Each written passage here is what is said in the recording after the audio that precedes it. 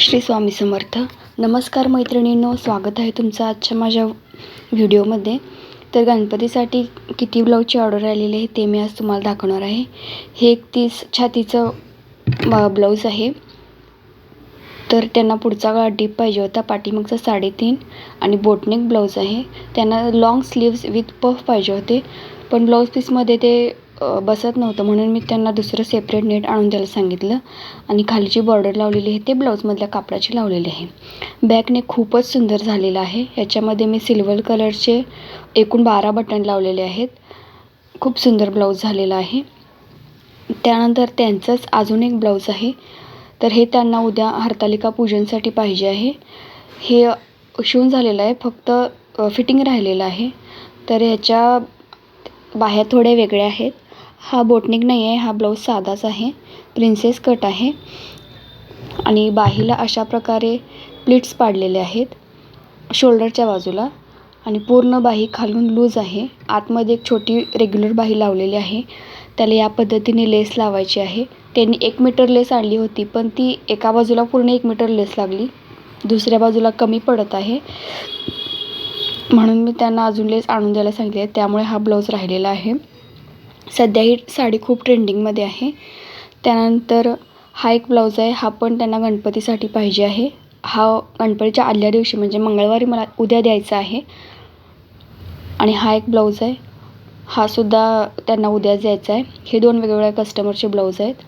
हा सुद्धा पोपटी आहे, तो बोटनेक शिवायचा आहे. त्यानंतर आमचे जे तर गणपतीचं मंडळ आहे त्यांनी म्हणजे आम्ही त्या महिलांनी मिळून ह्या एकसारख्या साड्या काढलेल्या आहेत. खूप छान साडी आहे. पोपटी कलरची साडी आहे आणि ब्लू कलरचे काठ आहेत. तर हे मी कट करून ठेवलेलं आहे ब्लाऊज. या पद्धतीची पोपटी साडी आहे आणि हे असे सुंदर ब्लू कलरचे काठ आहेत. ह्याला डिझाईन करायचे आहे गळ्याला, त्यामुळे मी काठ सेपरेट काढून ठेवलेले आहेत. हे प्रिन्सेस कट ब्लाऊज आहे, हे कट करून ठेवलेलं आहे. या पद्धतीचे एकूण 5 ब्लाऊज मला शिवायचे आहेत. हे गणपती दिवशी त्यांना हे नको आहेत. तर ज्या दिवशी गौरी येतात, गौरी आव्हान असते, त्या दिवशी आम्ही ह्या सर्वजणी साड्या एकसारख्या नेसणार आहोत. यातले एकूण 5 ब्लाऊज, हे एक 5 6 7 ब्लाऊज आणि हे ते अर्धवट एक राहिलेलं आहे ट्रेंडिंग साडीवरचं, ते एक मला पूर्ण करायचं आहे.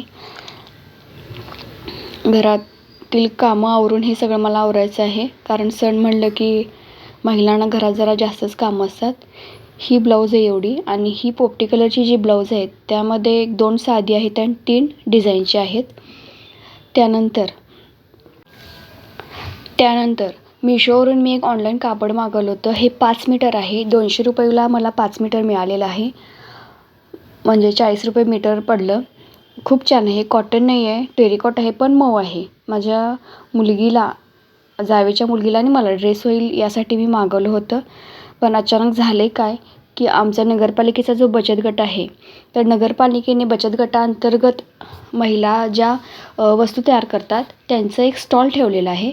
तर त्या स्टॉलसाठी मला आता याचे एक छोटे छोटे फ्रॉक शिवून, जे 3 वर्ष 4 वर्षाच्या मुलींचे ह्याच्यात एक 4 तरी फ्रॉक तयार होतील. हे फ्रॉक शिवून मला त्या स्टॉलवर लावायचे आहेत. तर हे एकाच फॅब्रिकचे कमी पडतील म्हणून मी अजून वेगळ्या कलरचे, वेगळ्या पॅटर्नचे 2 कट पीस ऑनलाईन मागवलेले आहेत. ते आणि हे मिळून एक 10-12 तरी फ्रॉक मला 9 तारखेपर्यंत शिवायचे आहेत.